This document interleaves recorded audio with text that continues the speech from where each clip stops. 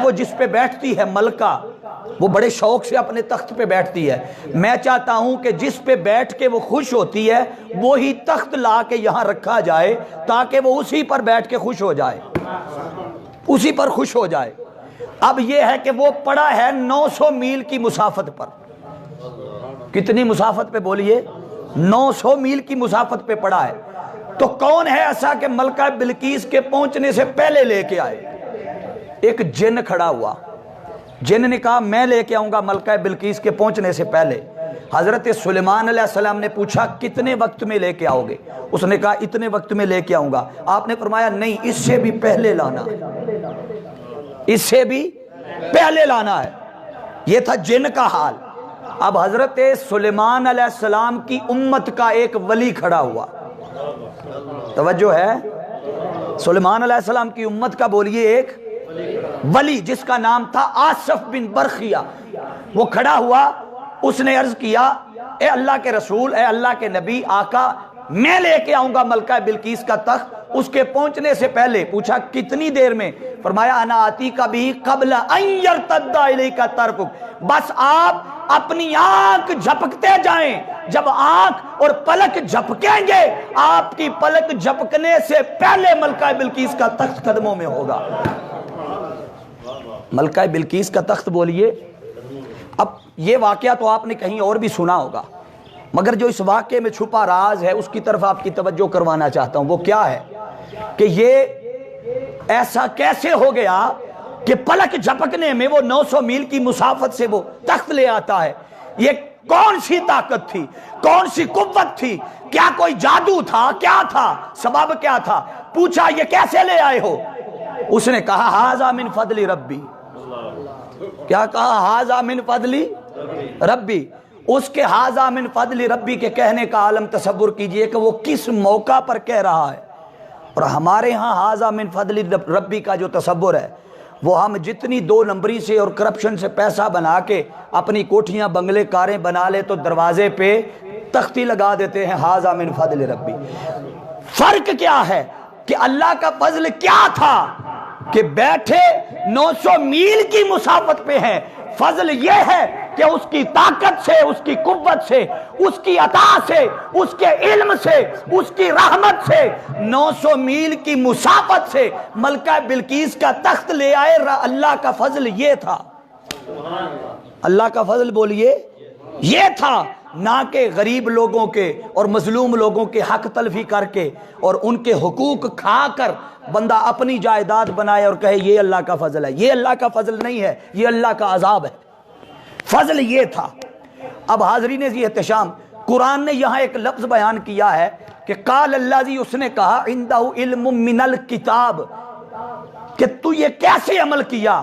ایک تو فضل تھا، اللہ کی رحمت تھی، ساتھ اس نے کہا میرے پاس چونکہ وہ جو صحیفہ سلیمان علیہ السلام پر اترا تھا اس صحیفے کا تھوڑا سا علم تھا۔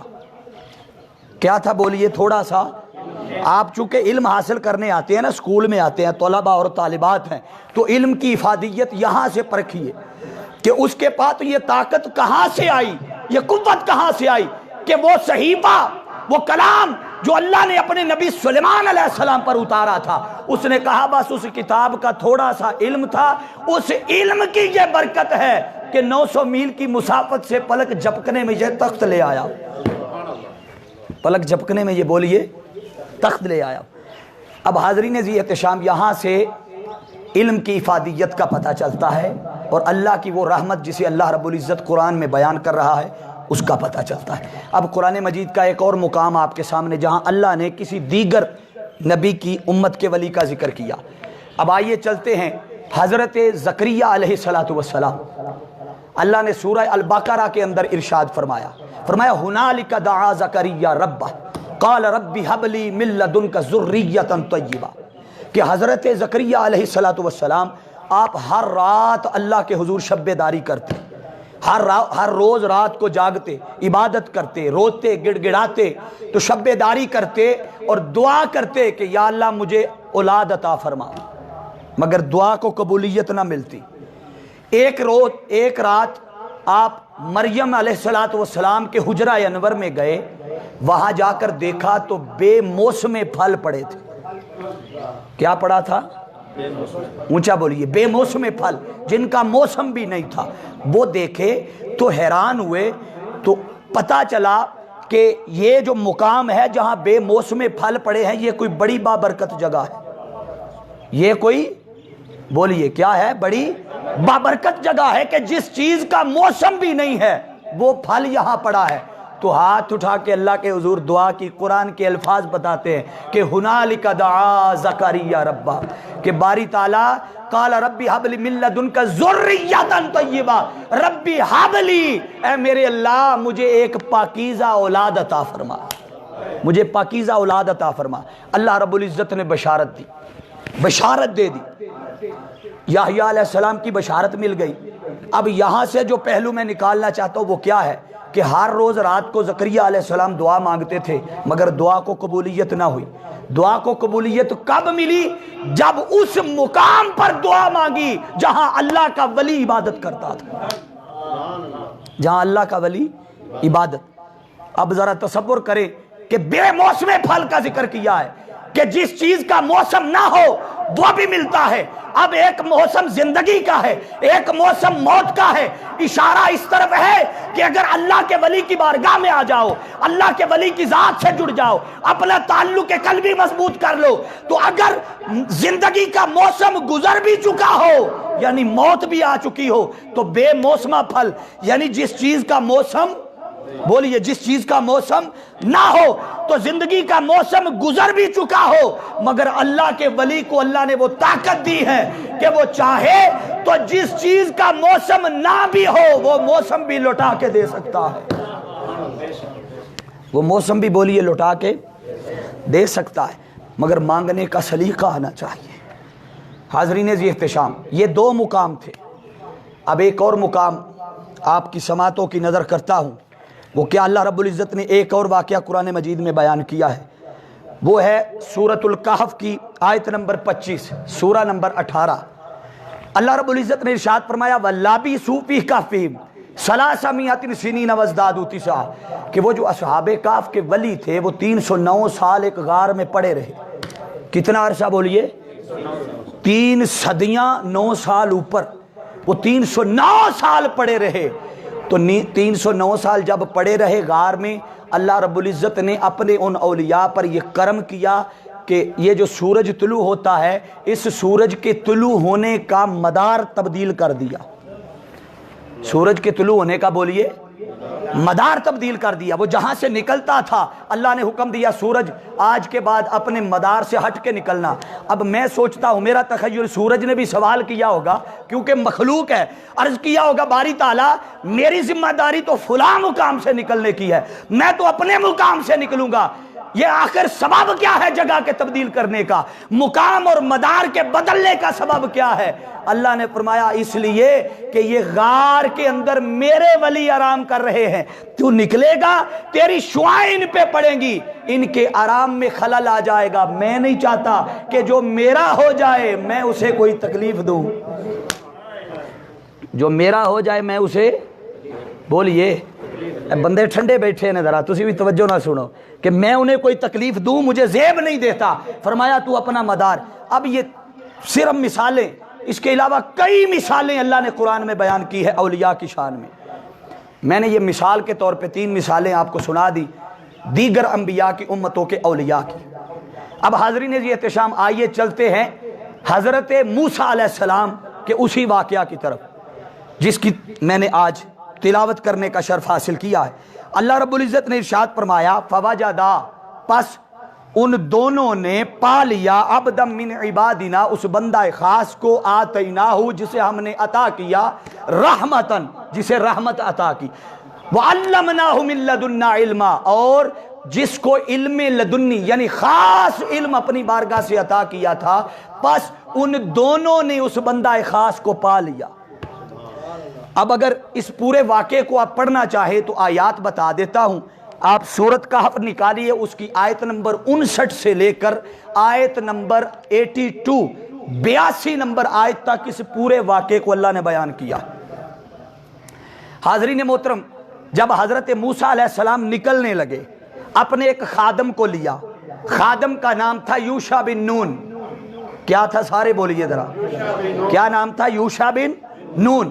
اس کو ساتھ لیا اور پہلے خیال پیدا آیا موسیٰ علیہ السلام کے دل میں، خیال آیا کہ اس وقت پوری روئے زمین پر میرے جیسا عالم کوئی نہیں، مجھ سے زیادہ علم کسی کے پاس، بولیے، علم میرے زیادہ کسی کے پاس علم نہیں ہے۔ جب یہ دل میں خیال پیدا ہوا تو خیال بھی اللہ کے امر سے پیدا ہوا، اللہ کے نبی ہے اور اللہ کے نبی کا ہر عمل اللہ کی مرضی سے ہوتا ہے، حتیٰ کہ دل میں خیال کے پیدا ہونے کا عمل بھی اللہ کی مرضی سے ہوتا ہے۔ تو خیال پیدا ہوا تو رب کائنات نے اس خیال کے پیدا ہونے کی ساتھ ہی فرمایا وَفَوْقَ كُلِّ ذِي عِلْمٍ عَلِيمٍ، کہ ہم نے ہر علم والے کے اوپر ایک علم والا رکھا۔ ہم نے ہر علم والے کے اوپر، بولیے، ایک علم والا رکھا ہے۔ آپ لوگوں کے لیے، بچوں کے لیے بھی یہاں نصیحت ہے کہ بے شک آپ میں سے بہت سارے بچے ایسے ہوتے ہوں گے جو 500 میں سے 490 نمبر لے کر وہ اتراتے ہوں گے اور تکبر کرتے ہوں گے۔ یاد رکھ لے، تکبر اور غرور نہیں کرنا، وہ اللہ کا خاص کرم ہے آپ پہ، اللہ کا خاص، بولیے کیا ہے؟ کرم ہے۔ اس کا شکر ادا کرے کہ اللہ نے یہ اعزاز دیا ہے۔ یہاں اللہ رب العزت نے موسیٰ علیہ السلام کو خیال پیدا ہوا تو ساتھ ہی وہی بھیج دی، فرمایا وَفَوْقَ كُلِّ ذِي عِلْمٍ عَلِيمٍ، ہم نے ہر علم والے پر ایک علم والا رکھا۔ جب یہ سنا نا موسیٰ علیہ السلام نے تو اللہ کے حضور عرض کیا باری تعالیٰ میرے سے بھی زیادہ کسی کے پاس علم ہے؟ فرمایا ہاں باری تعالیٰ، میں اس سے ملاقات کرنا چاہتا، میں اس سے، بولیے کیا، ملنا چاہتا ہوں، ملاقات کرنا چاہتا ہوں، زیارت کرنا چاہتا ہوں، اس کی صحبت میں رہنا چاہتا ہوں۔ اس سے پتہ کیا چلا کہ یاد رکھ لے، علم والے کی جستجو کا پیدا ہو جانا کہ میں کسی علم والے کو ملوں گا یا علم والے کی زیارت کروں گا یا علم والے کی صحبت میں بیٹھوں گا، اس جستجو کا پیدا ہو جانا بھی اللہ کی رحمت ہے۔ یاد رکھ لے، ہمیشہ علم والا ہی علم والے کی قدر کرتا، علم والا ہی، بولیے، علم والے کی قدر کرتا ہے۔ اس سے ادب کا پہلو بھی نکلتا ہے کہ آپ اساتذہ کا ادب کریں کیونکہ وہ بھی علم والے، یہ بھی قرآن اس سے پہلو نکال رہا۔ اب حاضرین یہ احتشام، جستجو جب پیدا ہوئی تو تلاش میں نکلے اپنے ساتھ لے کر خادم کو۔ اب قرآن نے بیان کیا ہے کہ موسیٰ علیہ السلام اللہ کے نبی ہے، کیا ہے؟ بولیے، سارے بولیے پھر، اللہ کے نبی ہیں۔ وہ جن کی تلاش میں نکل رہے ہیں وہ اللہ کے ولی ہیں۔ وہ کیا ہیں؟ اللہ کے ولی۔ مقام کس کا بڑا ہے، نبی کا یا ولی کا؟ بولیے، نبی کا۔ اب نبی کا مقام بڑا ہے، ولی کا مقام چھوٹا ہے۔ اب بڑا نکل رہا ہے چھوٹے کی تلاش میں، یہ نظام الٹ ہو گیا۔ چاہیے تو یہ تھا کہ شاگرد استاد کی تلاش میں نکلے، مرید پیر کی تلاش میں نکلے اور اسی طرح غلام آقا کی تلاش میں نکلے، مگر یہاں نظام پلٹ گیا، یہاں نبی ولی کی تلاش میں نکل رہا ہے۔ اب اس پہ مختلف اقوال ہیں، میں اس بحث میں نہیں جانا چاہتا۔ قوی قول، جو مضبوط قول اور مستند قول ہے، اس کے مطابق حضرت خضر علیہ السلام اللہ کے ولی، کیا ہے؟ بولیے، اللہ کے ولی ہیں۔ اب نبی نکل رہا ہے ولی کی تلاش میں اور نکل اپنی مرضی سے نہیں رہا، بولیے اللہ کے، کیونکہ نبی صاحب شریعت ہے، اس کا ہر عمل شریعت بنتا ہے، اس کا ہر عمل سنت بنتا ہے کہ لوگ اس کی اتباع کریں، لوگ اس کے تابع ہو جائیں، اس پہ عمل کریں۔ تو نبی صاحب شریعت ہے، صاحب شریعت نکل رہا ہے صاحب ولایت کے پیچھے۔ صاحب شریعت جا رہا ہے، بولیے صاحب، اونچا بولیے صاحب۔ اللہ نے نظام کائنات دو طریقوں سے چلایا ہے، یہ بات بڑی اہم ہے، علماء سنیں گے اور بالخصوص سینئر طلباء۔ اللہ نے اپنا نظام کائنات کتنے طریقوں سے چلایا ہے؟ بولیے، اونچا بولیے، کتنے؟ دو۔ ایک ہے ولادت نبوت، ولادت نبوت، یہ تو ہم بیان کریں گے موضوع ربیع الاول میں جا کے، مگر دوسرا پہلو ہے وہ ہے ولادت ولایت۔ ولادت ولایت یہ بھی اللہ ہی کی شان ہے کہ حضرت آدم علیہ السلام سے لے کر سیدنا عبد المطلب رضی اللہ تعالیٰ عنہ تک نبوت اور ولایت دو نور آدم سے لے کر پیشانی عبد المطلب تک اکٹھے سفر کرتے رہے. ولایت اور نبوت دونوں بولیے اکٹھے سفر کرتے رہے، اور یہ سفر زیادہ دیر جدا نہیں رہا، تھوڑا سا ہی فرق رہا. یہ آگے جا کے نبوت اور ولایت پھر اس کا فیض آگے جا کے پھر مل گیا جب سیدہ کائنات سلام اللہ علیہا اور مولا علی شیر خدا کی شادی ہو گئی. وہاں سے جا کے پھر جڑ گئے، وہ نور پھر جڑ گئے. اب حاضرین جی احتشام، تو دو طریقوں سے اللہ نے اپنا نظام چلایا تھا. اب وہ نبوت والا فیض تو ہم ذکر کریں گے ربیع الاول میں جا کے، مگر ولایت پر بات کر رہے ہیں تو اللہ نے موسیٰ کو صاحب شریعت بنایا ہے، ادھر وہ صاحب ولایت ہے، تو صاحب شریعت صاحب ولایت کی تلاش میں نکلا ہے. حکمت کیا ہے؟ تھا تو اللہ ہی کی مرضی سے. کیا تھا بولیے، اونچا بولیے ذرا. تھا تو اللہ کے امر کے بغیر نہیں تھا، کیونکہ اللہ کے نبی کا ہر قدم اللہ کی مرضی سے اٹھتا ہے. تو اللہ کے نبی اگر ولی کی تلاش میں نکل رہے ہیں تو اللہ کے بولیے حکم سے، اللہ کے حکم سے نکل رہے ہیں. ہونا ایسے نہیں چاہیے تھا، ہونا یوں چاہیے تھا کہ ولی نکلتا نبی کی تلاش میں. کیا ولی نکلتا چھوٹا نکلتا بڑے کی تلاش میں، غلام نکلتا آقا کی تلاش میں، شاگرد نکلتا استاد کی تلاش میں. ایسا نہیں ہوا. یہاں نبی نکلا ولی کی تلاش میں. رب سمجھانا کیا چاہتا ہے، توجہ چاہوں گا. اگر ولی نبی کی تلاش میں نکلتا تو یہ کوئی بڑی خاص بات نہ ہوتی، اہمیت والی بات نہ ہوتی، معمول کے مطابق سمجھا جاتا کہ جیسے روٹین میں ہر چھوٹا بڑے کی تلاش میں نکلتا ہے. قرآن کا حصہ نہ بنتا، اللہ نے کوئی سنت نہ بنتی، شریعت نہ بنتی. اللہ نے نبی کو ولی کی تلاش میں بھیج کر یہ سنت قائم کر دی کہ اللہ کے ولیوں کی تلاش کرنا میرے نبیوں کی سنت ہے. ولیوں کی تلاش کرنا بولیے میرے نبیوں کی، اونچا بولیے نبیوں کی. آج سر اٹھا کے جئیں گے وہ، اعزاز سے جئیں گے وہ کہ جو اپنے کسی نہ کسی پیر کی ارادت میں مریدی میں ہیں. خواہ کوئی جس کا مرضی جو مرضی پیر ہو، وہ جس کی بھی ارادت میں ہو، وہ اپنے پیر کے ساتھ اعزاز کے ساتھ چلیں گے. کیوں کہ انہوں نے انبیاء کی سنت پہ عمل کیا. کیا کیا بولیے؟ انبیاء کی سنت پہ عمل کیا. اب موسیٰ علیہ السلام کے اس عمل سے تین چیزیں واضح ہو گئی. کتنی بولیے؟ سارے بولے، دایاں ہاتھ اٹھا کے بولے ذرا پتہ چلے توجہ سے سن رہے ہیں. تین. ایک ہے تلاش، ولی کی تلاش، کہ آپ ولی کی تلاش میں نکلے. دوسرا ہے صحبت. کیا ہے بولیے؟ صحبت. تیسرا ہے زیارت. تین چیزیں ثابت ہو گئی، تلاش کرنا، زیارت کرنا اور پھر ان کی صحبت میں رہنا. اب جب تلاش کرنے کے لیے نکلے تو قرآن نے آگے فرمایا، موسیٰ علیہ السلام نے یوشع بن نون سے کہا کہ ہم تلاش کریں گے ہم تلاش کریں گے اس اپنے اللہ کے بندے کو، ولی کو، خضر علیہ السلام کو، جس کی اللہ نے نشانی بتائی ہے. اللہ نے قرآن میں نشانی بھی بتائی. نشانی بتائی تو کیا کہا؟ فرمایا حتی مجمع البحرین، کہ جہاں دو دریا آپس میں مل رہے ہوں گے میرا وہ بندہ تمہیں وہی ملے گا. میرا وہ بندہ بولیے تمہیں. یہ اشارہ کس طرف تھا؟ کہ جہاں دو دریا مل رہے ہوں گے، جہاں دو چیزیں آپس میں مل رہی ہوں گی. یہ اشارہ دے رہا ہے قرآن، اشارہ دے رہا ہے اللہ کا امر کہ ولی کی یہ شان ہے کہ دو چیزیں جو آپس میں کبھی نہ مل سکتی ہو اللہ انہیں ملاتا ہے. اور یہ ولی کی شان ہے کہ وہ دو ٹوٹی ہوئی چیزوں کو آپس میں جوڑتا ہے.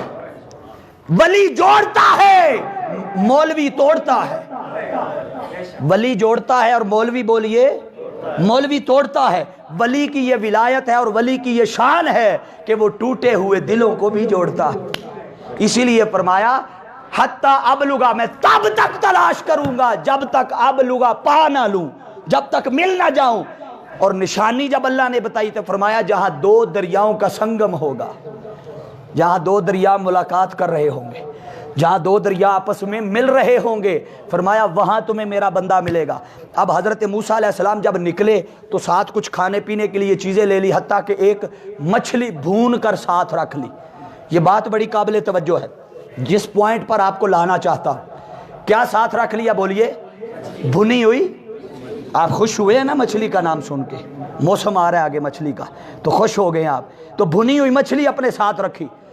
تو جب نکلے سفر تلاش کرتے کرتے، وہ جو نشانی بتائی تھی وہ اس سے آگے نکل گئے۔ جب آگے نکلے تو یوشع بن نون سے کہا کہ ایسے کرو، وہ مچھلی نکالو، بھوک لگی ہے کھائیں۔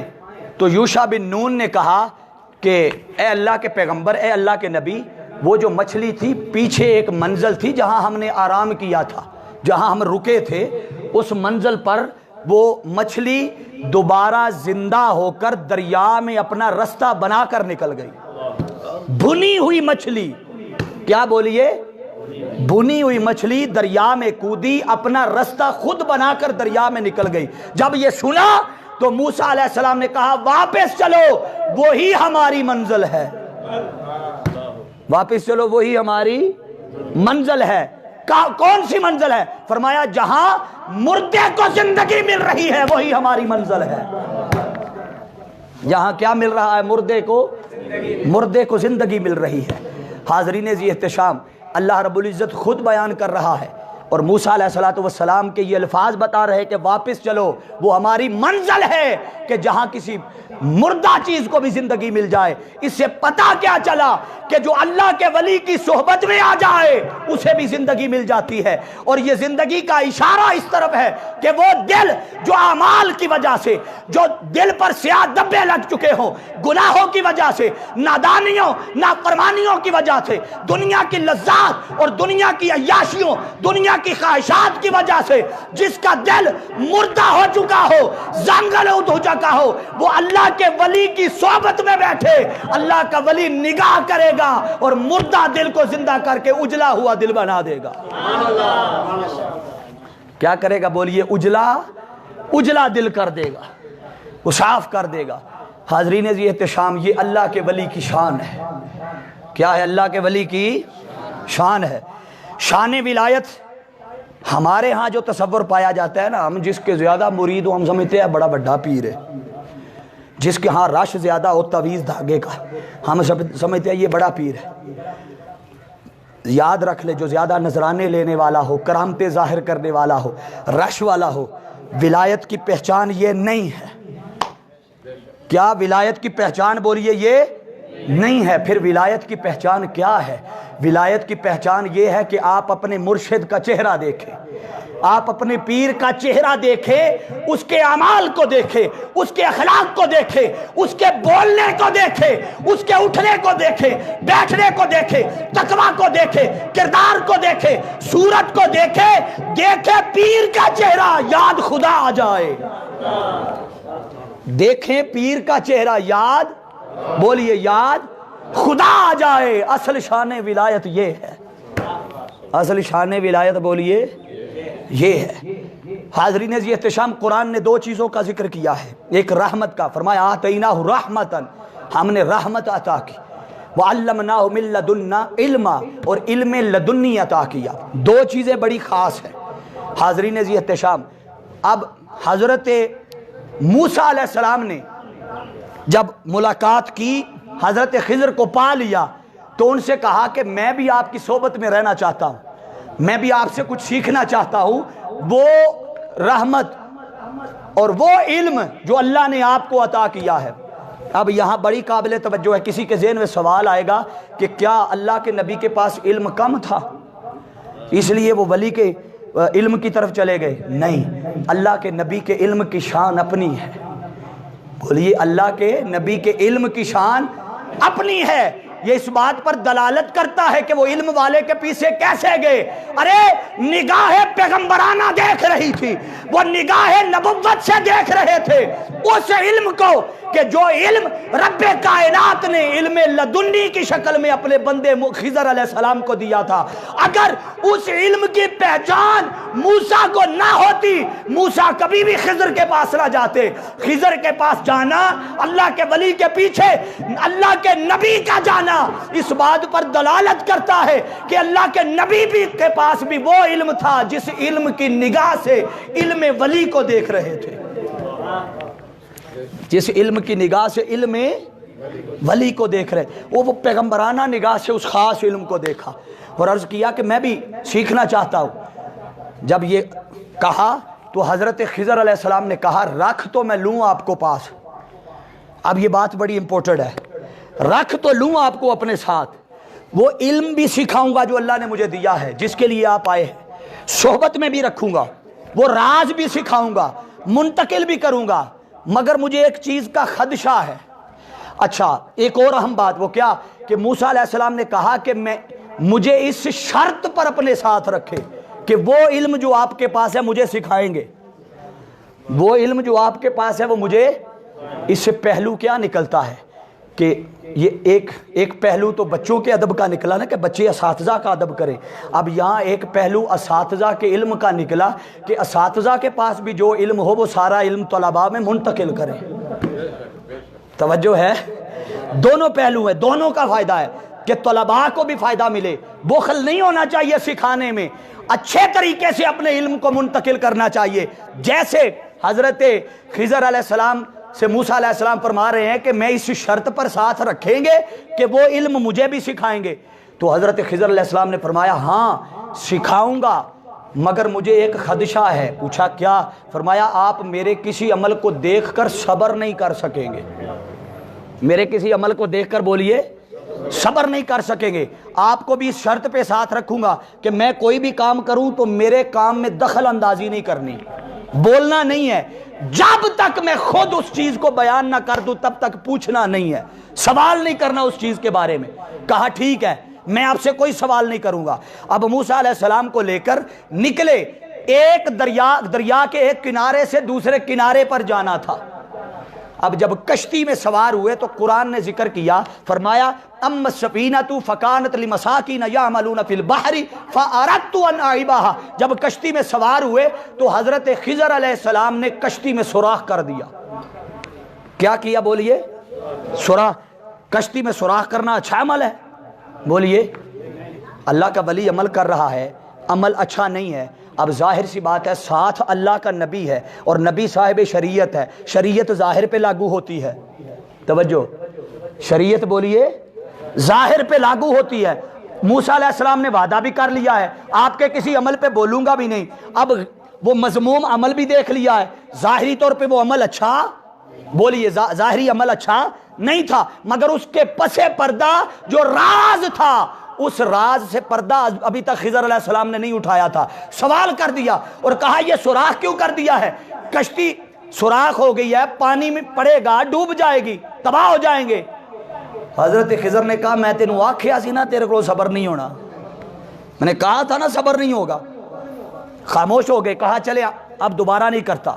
اب 3 واقعات صحبت میں رہنے سے پہلے پیش آئے، یہ پہلا واقعہ تھا۔ پوچھا کیوں سوراخ کیا ہے؟ اب سبب بیان کیا حضرت خضر علیہ السلام نے، فرمایا سوراخ اس لیے کیا ہے کہ یہ جس پار ہم جا رہے تھے اس پار ایک ظالم بادشاہ رہتا ہے، وہ بڑا ظالم ہے، جابر ہے، وہ غریب لوگوں کی جو بے عیب کشتیاں ہوتی ہیں نا، یعنی اچھی، جن میں کوئی سوراخ نہیں ہوتا، ٹوٹی پھوٹی نہیں ہوتی، وہ ان سے کشتیاں چھین لیتا ہے اور بندوں کو قتل کر دیتا ہے۔ تو میں نے اس کشتی کو عیب دار بنایا، فرمایا فاردت، تو میں نے ارادہ کیا ان اعیبھا، کہ اسے عیب دار بنا دوں۔ اب یہ توجہ چاہوں گا، کیا کہا کہ میں نے ارادہ کیا؟ موسیٰ علیہ السلام، حضرت خضر علیہ السلام نے کیا کہا کہ میں نے، بولیے میں نے۔ قبلہ شاہ صاحب آپ کو ویلکم کرتے ہیں، اللہ آپ کا آنا قبول فرمائے، بہت شکریہ آپ تشریف لائے۔ توجہ، حضرت خضر علیہ السلام نے جب سوراخ کیا، موسیٰ نے پوچھا سوراخ کیوں کیا ہے؟ اب سبب بیان کر رہے ہیں کہ دوسرے پار اس طرف ایک ظالم بادشاہ رہتا ہے کہ اس وجہ سے وہ چھین لیتا ہے کشتیاں بے عیب۔ اب سوال پیدا ہوتا ہے، اس سے پہلے خضر علیہ السلام کبھی بھی اس پار نہیں گئے تھے، کیا اس سے پہلے اس پار نہیں گئے تھے؟ سوال پیدا ہوا خضر علیہ السلام کو کیسے پتا چلا کہ اس پار کوئی ایسا ظالم بادشاہ رہتا ہے؟ انہیں کس نے خبر دی؟ انہیں کیسے پتا چلا؟ قرآن کی آیت بتا رہی ہے کہ اللہ کے ولی کی یہ شان ہے کہ وہ اس پار بھی دیکھتا ہے، اس پار بھی دیکھتا ہے، وہ ادھر بھی دیکھتا ہے، ادھر بھی دیکھتا ہے، وہ زمین کی تہوں میں بھی دیکھتا ہے، آسمان کی بلندیوں میں بھی دیکھتا ہے۔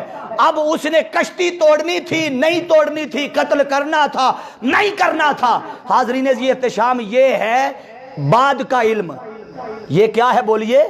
بعد کا علم ہے اور تقدیر کا علم ہے۔ اللہ کو پتا تھا کیا کرنا تھا، مگر قربان جائیں اللہ نے اپنے ولی کو یہ شان دی ہے کہ وہ اللہ کی تقدیر کا علم بھی رکھتا ہے۔ ولی اللہ کی تقدیر کا، بولیے گھبرائے نہیں، میں قرآن کی آیت پڑھ رہا ہوں، قرآن کی آیت پڑھتے ہوئے اس سے بتا رہا ہوں کہ اللہ اپنے ولیوں کو تقدیر کا علم بھی دیتا ہے۔ کیسے؟ اور صرف علم نہیں دیتا بلکہ توجہ، آپ نے کہا خضر علیہ السلام نے کہ وہ ظالم بادشاہ ہے، وہ قتل کرتا ہے۔ اللہ کا ولی ولایت کی شان یہ بھی ہے کہ اللہ کا ولی ظالم کے خلاف آواز بلند کرتا ہے۔ کیا کرتا ہے بولیے؟ ظالم کے خلاف۔ وہ اللہ کا ولی ہو ہی نہیں سکتا جو وقت کے یزید کے سامنے اور وقت کے ظالم اور جابر حکمران کے سامنے گھٹنے ٹیک دے یا سمجھوتا کر لے، وہ اللہ کا ولی نہیں ہوتا۔ اللہ کا ولی وہ ہوتا ہے جو آنے والے برے وقت سے آگاہ بھی کرے اور ظالم کے خلاف کلمہ حق بھی بلند کرے، جو آنے والے وقت کے مطابق پہلے بتا چکے۔ اور آج کے دور میں، آج کے زمانے میں اللہ رب العزت نے یہ شان حضور شیخ الاسلام ڈاکٹر محمد طاہر القادری کو عطا کی ہے۔ آپ نے آج سے کئی سال پہلے بتا دیا تھا، کئی سال پہلے۔ بھئی توجہ، ادھر لوگ آتے جاتے رہیں گے، توجہ۔ کئی سال حضور شیخ الاسلام نے پہلے بتایا تھا کہ اس الیکشن سے کوئی نظام میں تبدیلی نہیں آئے گی، پہلے بتا دیا تھا۔ اللہ کے ولی کی شان یہ ہے کہ وہ ادھر بھی دیکھتا ہے اور بولیے ادھر بھی دیکھتا ہے، وہ اس پار بھی دیکھتا ہے، اس پار بھی دیکھتا ہے، وہ ظاہر بھی دیکھتا ہے، وہ باطن بھی دیکھتا ہے۔ اسی لیے تو حضرت خضر علیہ السلام نے فرمایا کہ وہ ظالم بادشاہ ہے، وہ کشتیاں چھین لیتا ہے۔ اب حاضرین ذی احتشام جب آگے چلے تو آگے ایک یتیم بچہ تھا۔ حضرت خضر علیہ السلام نے یتیم بچے کو قتل کر دیا۔ کیا کیا؟ یتیم بچے کو، وہ اس بچے کو قتل کر دیا۔ تو حضرت موسیٰ علیہ السلام پھر بول پڑے۔ خضر علیہ السلام نے کہا میں نے کہا تھا نا صبر کرنا، آپ نے پھر صبر نہیں کیا، کہا کیوں قتل کیا ہے؟ حضرت خضر علیہ السلام نے کہا کہ یہ جو بچہ تھا اس کے والدین صاحب ایمان ہیں، اس کے والدین کیا ہیں؟ صاحب ایمان ہیں۔ یہ چھوٹا بچہ ہے، جب بڑا ہوگا تو یہ کفر کرے گا۔ کب کفر کرے گا؟ جب، اونچا بولیے، جب بڑا ہو کے کوئی کیا بنے گا کسی کو کیا پتا؟ کوئی عالم بنے گا، کوئی فاضل بنے گا، کوئی متقی بنے گا، کوئی پرہیزگار بنے گا، کوئی استاد بنے گا، کوئی ٹیچر بنے گا، کوئی ڈاکٹر بنے گا، کوئی سائنسدان بنے گا، کسی کو کیا خبر؟ مگر اللہ کے ولی کی وہ نگاہ ولایت سے دیکھ رہا تھا کہ وہ نابالغ بچے کو قتل کر دیا اور کہا موسیٰ جب یہ بالغ ہوتا، سن شعور کو پہنچتا، خود تو کافر ہوتا، اپنے والدین کو بھی گمراہ کرتا۔ میں نے حالت غیر بلوغیت میں، نابالغی کی حالت میں اسے قتل کر کے اس کو کافر ہونے سے بھی بچایا ہے، اس کے والدین کو گمراہ ہونے سے بھی بچایا۔ دو چیزیں بیان کی، فرمایا اس کو میں نے کافر ہونے سے بچایا ہے اور فقط اسے کفر سے نہیں بچایا۔ اب کسی کو کیا خبر؟ یہ علم تقدیر ہے کہ کوئی بڑا ہو کے کافر بنے گا یا کیا بنے گا۔ یہ کیا ہے؟ علم، بولیے علم۔ آپ نے شک کی بنیاد پر قتل نہیں کیا تھا کہ ظنی قتل کیا، نہ یقینی قتل کیا۔ یقین تھا کہ یہ بڑا ہو کے کافر بنے گا۔ اور یاد رکھ لے یقین بندے کو تب آتا ہے جب اپنی آنکھوں سے دیکھ لے۔ یقین تب آتا ہے جب، بولیے، اپنی آنکھوں سے دیکھ لے تو وہ اللہ کے ولی ہیں۔ مطلب کیا کہ وہ بچہ کیا کرتا، عالم بنتا، ظالم بنتا، کافر بنتا، یہ علم تھا تقدیر کا۔ تقدیر کا علم اللہ نے لکھا ہے لوح محفوظ پر، تو گویا ولی کی نگاہ زمین پہ بیٹھے ہوئے بھی لوح محفوظ پہ پڑتی ہے، اور وہ انسان کی تقدیر کا علم بھی رکھتا ہے۔ اسی لیے کہا تھا یہ بڑا ہو کے کافر بنے گا، میں نے اسے کفر سے بچایا، اس کے والدین کو گمراہی سے بچایا۔ اس کے والدین کو بولیے گمراہی سے۔ پھر ساتھ فرمایا فَأَرَادَ رَبُّكَ أَن يُبْدِلَهُمَا، کہ یہ ہم دونوں نے ارادہ کیا۔ کس نے؟ قتل کس نے کیا تھا؟ خضر علیہ السلام نے، مگر جو ضمیر استعمال ہو رہی ہے وہ تثنیہ کی ہو رہی ہے۔ تثنیہ کس کو کہتے ہیں؟ اونچا بولو ذرا، نکے بچے بولو ذرا۔ دو کو، یہ ہے واحد، یہ ہے تثنیہ عربی میں، اور ویسے تو تثنیہ دو میں بھی شروع ہو جاتی ہے، مگر عربی میں پہلے واحد پھر تثنیہ پھر اونچا بولو ذرا سارے، پھر جمع۔ تو یہاں تثنیہ کا صیغہ آ رہا ہے۔ فرمائے فَأَرَادَ، ہم دونوں نے ارادہ کیا۔ پہلا جو عمل کیا تھا نا، پہلا، وہاں فرمایا فَأَرَدْتُ، میں نے ارادہ کیا۔ یہاں فرمایا فَأَرَادَ، ہم دونوں نے ارادہ کیا۔ یہ بات بڑی قابل توجہ ہے۔ ایسا کیوں کہا؟ میں ساتھ اس کو کلیئر کرتا جاؤں تاکہ بعد میں آپ بھول نہ جائیں۔ پہلے میں عمل ظاہراً اچھا نہیں تھا، کشتی میں سوراخ کرنا عمل اچھا، بولیے عمل اچھا نہیں تھا۔ تو جب اچھا عمل نہیں کیا تھا، اس کے پیچھے جو راز اور حکمت تھی وہ تو خضر علیہ السلام جانتے تھے۔ تو عمل ظاہراً اچھا نہیں تھا، شریعت نے لاگو ہونا تھا ظاہر پر، جس پہ موسیٰ علیہ السلام بولے تو حضرت خضر علیہ السلام نے کہا فَأَرَدْتُ، میں نے ارادہ کیا۔ کیوں؟ عمل اچھا نہیں تھا تو اچھے عمل کے اچھے نہ ہونے کا ارادہ اپنی طرف کیا۔ کیا؟ عمل کے اچھے نہ ہونے کا ارادہ، بولیے اونچا بولیے، اپنی طرف کیا۔ جب قتل کیا تو قتل کے بدلے میں دعا بھی کی۔ فرمایا فَأَرَادَ رَبُّكَ أَن يُبْدِلَهُمَا، فرمایا یہ جسے قتل کیا ہے اللہ اس کو بدلے میں اس سے اچھا عطا کرے گا۔ اللہ بدلے میں اس سے، بولیے اس سے اچھا عطا کرے گا۔ قتل بھی ہے اور بدلے میں جو عطا ہونا ہے، دو چیزوں کا ذکر ہے، اسی لیے تثنیہ کا صیغہ لایا۔ فرمایا فَأَرَادَ رَبُّكَ أَن يُبْدِلَهُمَا، قتل کی نسبت اپنی طرف کی، عطا کی نسبت اللہ کی طرف کی۔ کیا؟ قتل کی نسبت، اونچا بولیے، قتل کی نسبت اپنی طرف کی کہ میں نے قتل کیا ہے۔ تو فرمایا فَأَرَادَ، ہم دونوں نے ارادہ کیا۔ کیوں دو کا صیغہ آیا؟ اس لیے کہ قتل یہ کرنے والے ہیں اور بدلے میں جو نعم البدل بہتر ملے گا وہ اللہ نے دینا ہے۔ جو بہتر ملے گا وہ بولیے اللہ نے۔ تو تثنیہ کا صیغہ لے آئے۔ اب تیسرا واقعہ پیش آیا، جب آگے چلے تو ایک یتیم بچوں کے خزانے والی دیوار تھی، وہ گر رہی تھی۔ حضرت خضر نے ہاتھ لگایا، دھکا لگا کر دیوار کو سیدھا کر دیا۔ موسیٰ علیہ السلام پھر بول پڑے، کہا یہ کیوں کیا ہے؟ اب یہاں جو بات بڑی اہم ہے وہ کیا کہ حضرت خضر علیہ السلام آپ نے صرف انہی یتیم بچوں کی اس خزانے کو محفوظ کیا۔ دیوار کے نیچے خزانہ تھا، پوچھا کیوں گرانے سیدھا کیا ہے؟ کہا اس دیوار کے نیچے خزانہ تھا جو یتیم بچوں کا ہے، جب بڑے ہوں گے تو خود ہی خزانہ نکال لیں گے۔ تو موسیٰ علیہ السلام نے فرمایا کہ اور یتیم بچے نہیں تھے یہاں، کسی اور کے خزانے کو کیوں نہیں بچایا؟ تو فرمایا وَكَانَ أَبُوهُمَا صَالِحًا، اور اس لیے بچایا ہے ان کا باپ بھی ولی تھا۔ کیا؟ ان کا باپ بھی ولی تھا۔ یہ احترام میں ولایت سکھائی جا رہی ہے کہ کوئی حقیقی معنوں میں اللہ کا ولی بن جائے، اللہ کا برگزیدہ بندہ بن جائے تو اللہ رب العزت ان کی اولادوں کو بھی سنبھالنے کے لیے کوئی اللہ کا ولی عطا کر دیتا۔ ان کے خزانے کو بھی اللہ کے ولی نے بچایا۔ اب حاضرین ذی احتشام، یہ تین واقعات ہوئے، تینوں واقعات میں ایک ترتیب ہے۔ جب یتیم کا خزانہ بچایا تو فرمایا فَأَرَادَ رَبُّكَ، میرے رب نے ارادہ کیا۔ جب موسیٰ نے پوچھا کہ دیوار سیدھی کیوں کی ہے تو فرمایا فَأَرَادَ رَبُّكَ، کہ یہ میرے رب نے ارادہ کیا ہے۔ یہ فرق کیا ہے کہ کہیں ابتدا میں جب کشتی میں سوراخ کیا تو فَأَرَدْتُ اپنی طرف نسبت کی، جب قتل کیا تو نسبت دو کی طرف کی، جب یتیم بچوں کا خزانہ بچایا تو نسبت بھول گئے ہو؟ اللہ کی طرف کی پہلی نسبت فقط اپنی طرف، دوسرے میں دو کی طرف نسبت، تیسرے میں نسبت صرف اللہ کی طرف۔ یہ کیا ہے؟ یہ تربیت اور درجات ولایت ہیں۔ یہ تین درجے بیان کر رہے ہیں موسیٰ علیہ السلام اور خضر علیہ السلام۔ وہ کیا کہ پہلا درجہ جس میں کہا نا فَأَرَدْتُ، گویا بتایا جا رہا ہے کہ ایک مقام ایسا آتا ہے جس میں ولی سمجھتا ہے فَأَرَدْتُ، میں بھی کچھ ہوں۔ توجہ ہے؟ جس میں ولی سمجھتا ہے میں بھی کچھ ہوں۔ جب اس سے اگلی سٹیج اور منزل پہ پہنچتا ہے تو فرماتا ہے فَأَرَادَ، اس وقت اپنے ساتھ کسی اور کو شریک کرتا ہے کہ جو کچھ بھی میں ہوں اسی کی وجہ سے ہوں۔ جو کچھ بھی میں ہوں بولیے اسی کی وجہ سے ہوں۔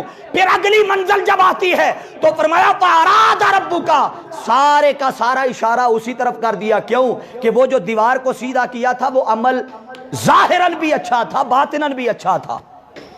کیا وہ عمل ظاہراً بھی اچھا تھا اور بولیے اونچا بولیے باطناً بھی اچھا تھا؟ کیسے کہ اس میں ظاہراً بھی کوئی برائی نہیں تھی، باطناً بھی کوئی برائی نہیں تھی، وہ سارے کا سارا بھلائی پر مبنی تھا۔ جب سارے عمل کا بھلائی پر مبنی ہونے کو دیکھا تو اس سارے عمل کی نسبت اللہ کی طرف کر دی۔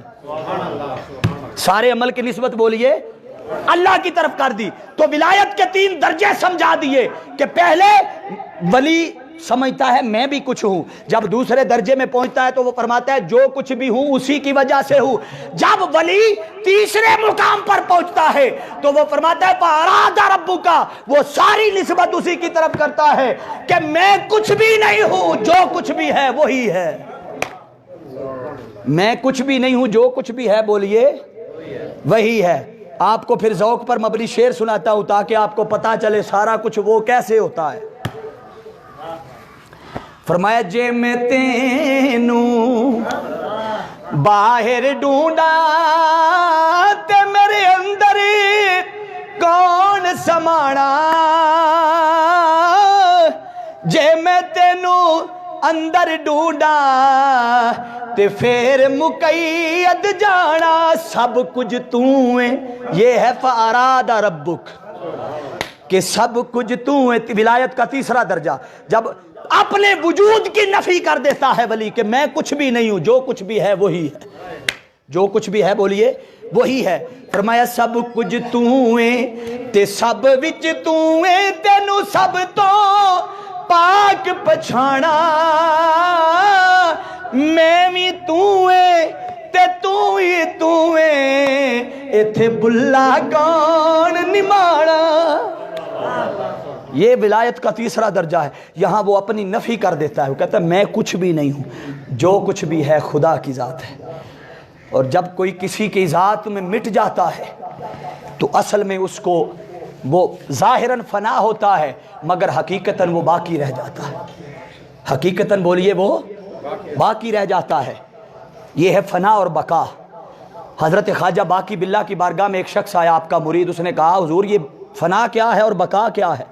آپ نے کہا جو شخص میرا جنازہ پڑھائے گا اس سے پوچھنا تمہیں معاملہ بتا دے گا۔ جاتے ہوئے نصیحت کر کے گئے، میرا جنازہ وہ پڑھائے جس کی کبھی تہجد کی نماز قضا نہیں ہوئی تھی۔ جب فوت ہوئے، وصال ہوا، جنازہ رکھا گیا، بڑی خلقت، سینکڑوں ہزاروں لاکھوں کی تعداد میں لوگ ہیں، بڑے بڑے علماء، مشائخ، پیر اعظام کھڑے ہیں، بڑی بڑی پگڑیوں والے، جبوں والے۔ اعلان تھا کہ جنازہ وہ پڑھائے جس نے کبھی تہجد کی نماز قضا نہیں کی۔ جب یہ اعلان ہوا تو دیکھا بڑے بڑے پیر گردنیں جھکائے کھڑے ہیں، کسی کی جرت نہیں کوئی آگے آ جائے۔ اب تصور کیجئے جب جنازے کے لیے ایک نقاب پوش شخص آگے آتا ہے، جنازہ پڑھایا، جنازہ پڑھا کے نکلنے لگے تو وہ مرید جس نے فنا اور بقا کا معاملہ پوچھا تھا اس نے پکڑ لیا، کہا حضرت مجھے فنا اور بقا کا معاملہ سمجھا کر جائیے، کیونکہ پیر صاحب نے کہا تھا جو جنازہ پڑھائے گا اس سوال کا جواب تمہیں وہ دے گا۔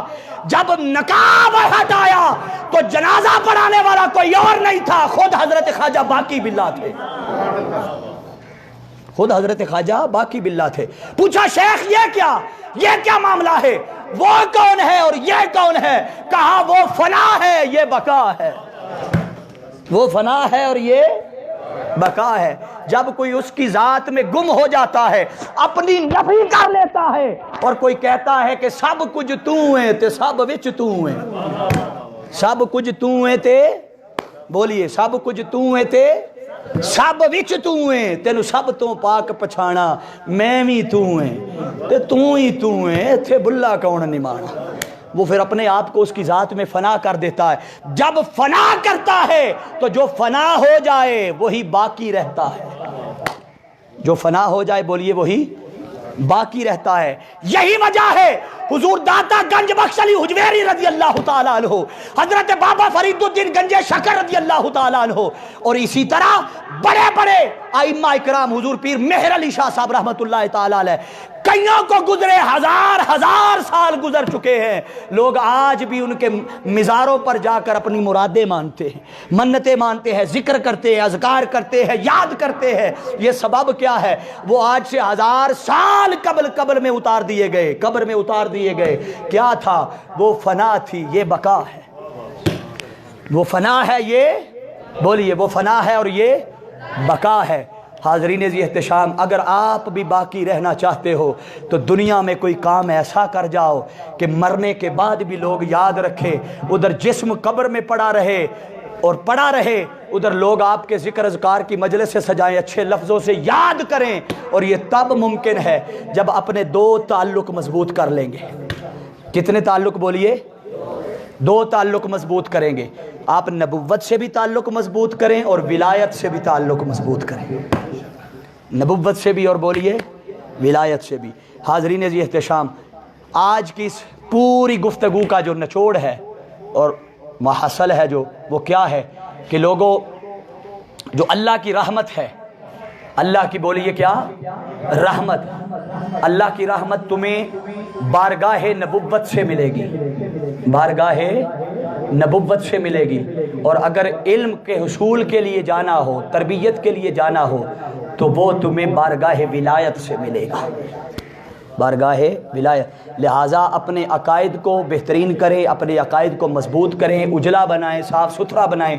अल्लाह और उसके रसूल की ज़ात के साथ साथ आपके असहाब और आपके अहले बैत अतहार, हर एक को उसके मुकाम के मुताबिक जाने, पहचाने, अकीदा रखें, मोहब्बत करें, अदब करें, हया करें। और जहाँ उनका अदब और हया करें, अहले सुन्नत के असलाफ़ का अकीदा साथ ही ये बताता है कि अपनी ज़िंदगियों में औलिया का अदब भी साथ रखें, औलिया के कदमों में भी बैठे, उनकी बारगाह से फैज़ ले, रूहानियत का फैज़ ले, इल्म का फैज़ ले, तकवा का फैज़ ले, नूर ले, उनकी बारगाह से कुरान की तालीमात का नूर ले, आका अलैहिस्सलाम की मोहब्बत का नूर लें। हाज़रीन एहतशाम, इसके लिए बेहतरीन प्लेटफार्म अगर आपको चाहिए कि जहाँ से तौहीद का पैगाम भी मिले, जहाँ से रिसालत का पैगाम भी मिले, जहाँ से मोहब्बत सहाबा का दर्स भी मिले, मोहब्बत अहले बैत का दर्स भी मिले, मोहब्बत औलिया का दर्स भी मिले, ये सारे फैज़ और रूहानियत अगर आज के दौर में किसी एक प्लेटफार्म पे लेना चाहते हो तो लोगों, मिनहाजुल कुरान के प्लेटफार्म पर आ जाओ।